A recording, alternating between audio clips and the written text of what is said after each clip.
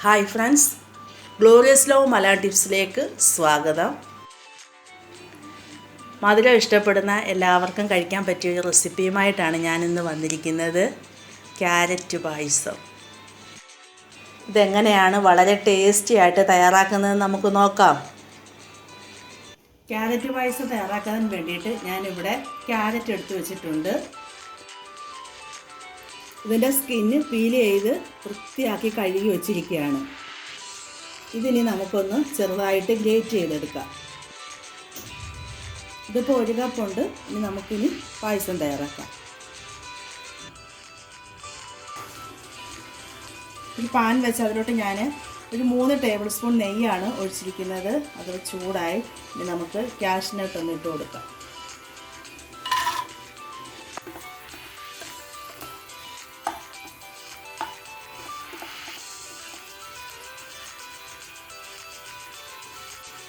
ഇതിപ്പോൾ ഫ്രൈ ആയിട്ടുണ്ട്. ഇത് നമുക്ക് കോരി മാറ്റാം. ഇനി നമുക്ക് ഉണക്കമുന്തിരി ഒന്ന് ഫ്രൈ ചെയ്തെടുക്കാം.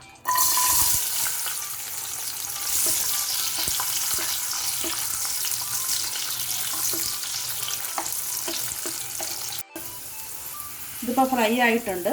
നമുക്കിത് കോരി മാറ്റാം.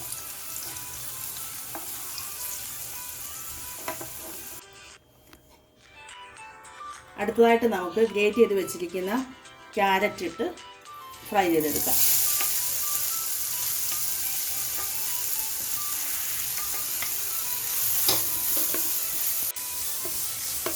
ഇനി ഇതിൻ്റെ പച്ചമണം മാറുന്നിടം വരെ നമുക്കിതൊന്ന് ഫ്രൈ ചെയ്തെടുക്കാം.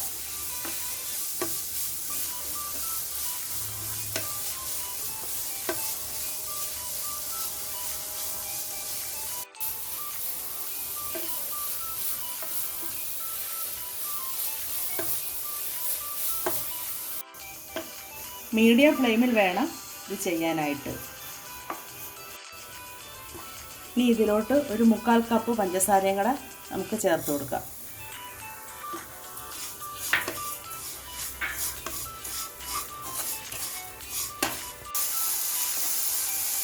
ഇതിപ്പം പഞ്ചസാര എല്ലാം നന്നായിട്ട് അലിഞ്ഞ് ക്യാരറ്റുമായിട്ട് ചേർന്നിട്ടുണ്ട്.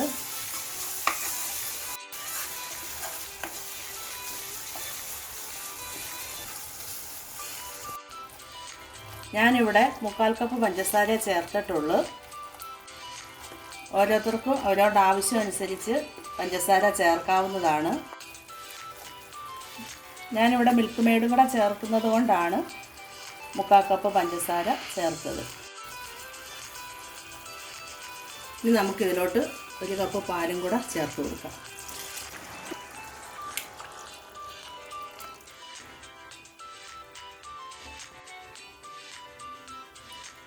ഇനി നമുക്ക് നന്നായിട്ട് ഇളക്കി കൊടുക്കണം.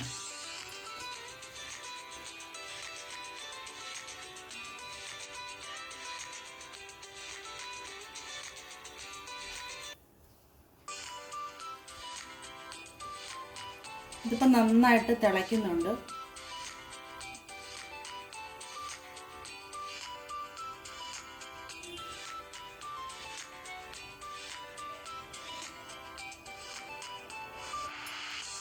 ഞാനിവിടെ 3 ടേബിൾ സ്പൂണ് ചവ്വരി വേവിച്ച് വെച്ചിട്ടുണ്ട്. അതുകൂടെ നമുക്ക് ചേർത്ത് കൊടുക്കാം.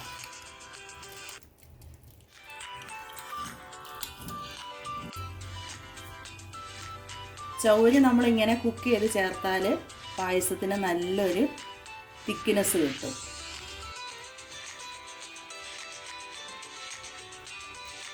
നമുക്ക് 1/2 ടീസ്പൂണ് ഏലക്ക പൊടിച്ചതും കൂടെ ചേർത്ത് കൊടുക്കാം.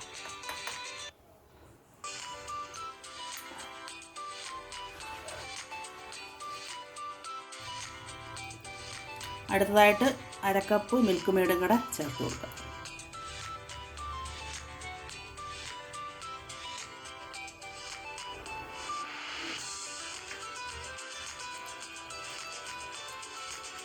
നമ്മുടെ ക്യാരറ്റ് പായസം ഇവിടെ നല്ലതുപോലെ വെന്ത് കുറുകി വന്നിട്ടുണ്ട്. ഇനി ഇതിലോട്ട് നമുക്ക് കാഷ്നട്ട് ഇട്ട് കൊടുക്കാം.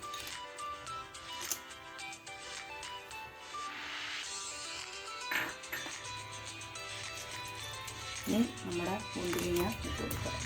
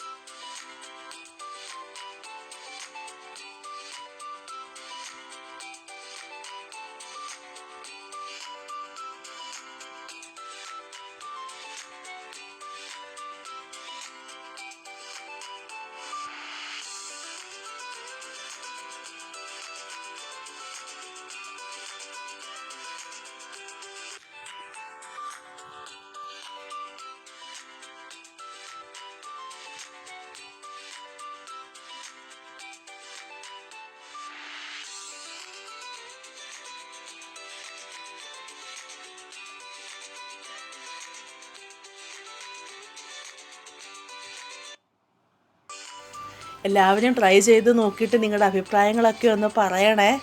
അപ്പോൾ ഇനി പുതിയൊരു വീഡിയോയുമായി വീണ്ടും